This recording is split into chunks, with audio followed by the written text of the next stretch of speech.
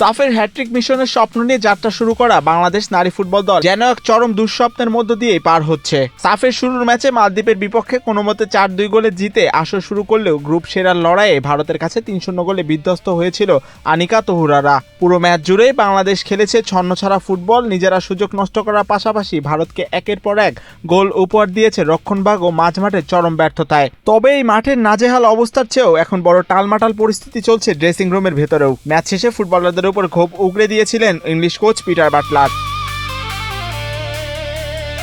বিশেষ করে সিনিয়র কজন ফুটবলার আশানুরূপ পারফরমেন্স না করায় সরাসরি কাঠগড়ায় তুলেছেন কোচ বাটলার। এখানেই শেষ নয়, ভারত ম্যাচের পর সংবাদ সম্মেলনে দলের ফুটবলারদের পেশাদারিত্ব ও আলসেমি নিয়ে বিস্ফোরক মন্তব্য করেছিলেন তিনি। এ নিয়ে কোচের স্পষ্ট কথা, দল পুনর্গঠনের এই সময়ে কিছু সিনিয়রের ক্যারিয়ার শেষের পথে, আর মাঠে খেলোয়াড়দের নিবেদন ও পেশাদারিত্বের অভাব ছিল স্পষ্ট। কোনো অজুহাত না দিয়ে কোচ স্রেফ মেনে নিয়েছেন যে তারা হেরে গেছেন।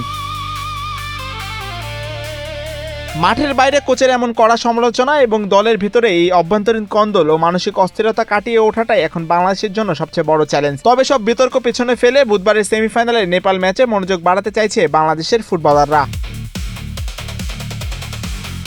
গত 7 আসরে 6 বারই ফাইনাল খেলা নেপালকে হারিয়ে ফাইনালের টিকিট কাটতে হলে মাঠের ভেতরের সব নাজেহাল দশা আর ভেতরের অস্থিরতা কাটিয়ে একতাবদ্ধ হয়ে নামতে হবে লাল সবুজের প্রতিনিধিদের। দলের মধ্যমাঠ সামাল দেয়া মনিকা চাকমা ইনজুরিতে পড়ার সংখ্যা থাকলেও সামনের দিকে নজর রাখছে বাংলাদেশ, আর সেই সাথে মারিয়া, আনিকা, ঋতুপর্ণাদের লক্ষ্য হ্যাট্রিক শিরোপা নিজেদের করে রাখা।